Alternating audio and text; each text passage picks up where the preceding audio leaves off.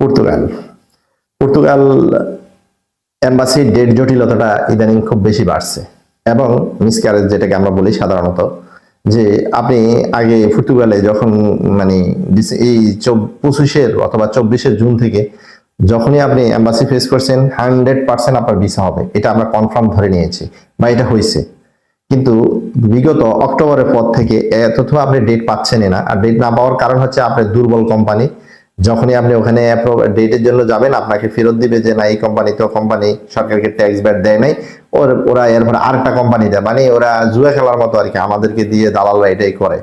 তো ডেট যদিও ওঠে, এরপরে যদিও ঘুষ টুস দিয়ে ডেট উঠায়, এরপরে দেখা যাচ্ছে 20 জন এম্বাসি ফেস করছে, 4 জন বা 5 জন ভিসা পাইছে, বাকিটা হচ্ছে না।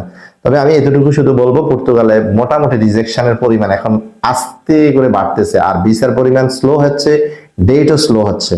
তবে তারপরেও আপনাদের কাছে একটা অনুরোধ থাকবে, যারা পর্তুগাল যাবেন, মানে আপনারা তো আসলে মনে করেন যে 20-22 লাখ টাকা হোক, 30 লাখ হইলে আপনি যাবেন, আসলে এটা থেকে বের হয়ে আসেন।